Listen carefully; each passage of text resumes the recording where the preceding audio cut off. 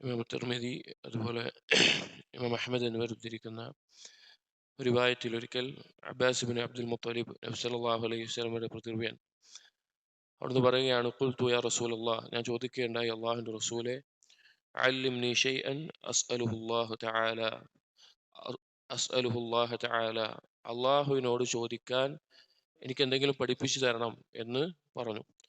നബി സല്ലല്ലാഹു അലൈഹി വസല്ലം അബ്ബാസ് റളിയല്ലാഹു അൻഹുവിനോട് പറഞ്ഞു, സലുല്ലാഹ അൽ ആഫിയ, അള്ളാഹുവിനോട് ആഫിയത്തിനെ ചോദിക്കാതെ പറഞ്ഞു.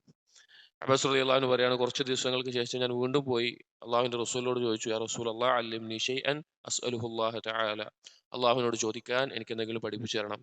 അവർ നബി സല്ലല്ലാഹു അലൈഹി വസല്ലം പറഞ്ഞു, യാ അബ്ബാസ്, യാ അമ്മ റസൂലില്ലാഹ്, അബ്ബാസെ, റസൂലുള്ളാഹി സ്വല്ലല്ലാഹു അലൈഹി വസല്ലമയുടെ പിതൃവ്യനായിട്ടുള്ള എന്ന് വിളിച്ചു. എന്നിട്ട് പറഞ്ഞു, സലുല്ലാഹ അൽ ആഫിയ ഫിദ് ദുനിയ വൽ ആഖിറ, അള്ളാഹുവിനോട് ദുനിയാവിലും പരലോകത്തിലും നീ ആഫിയത്തിനെ ചോദിക്കുക എന്ന് നബി സല്ലല്ലാഹു അലൈഹി വസല്ലമ പഠിപ്പിച്ചു കൊടുക്കുക.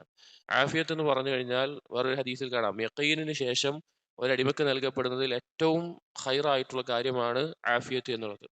അത് എല്ലാ മേഖലയിലും ഉണ്ട്. ഇപ്പോൾ നമ്മുടെ ശരീരത്തിന് രോഗത്തിൽ നിന്നുള്ള ആഫിയത്ത്, ദീനിന് ഫിത്തനകളിൽ നിന്നുള്ള ആഫിയത്ത്, ദുനിയാവിന് ആളുകളുടെ ഷെറിൽ നിന്നുള്ള ആഫിയത്ത്, പരലോകത്ത് അള്ളാഹുവിന്റെ ശിക്ഷകളിൽ നിന്നുള്ള ആഫിയത്ത് അഥവാ സലാമത്ത്, ഒരു സുരക്ഷിതമാവുക എന്നുള്ളതാണ് അതുകൊണ്ട് ഉദ്ദേശിക്കുന്നത്. അത് സമ്പത്തിലും എല്ലാത്തിലും ഉണ്ട്.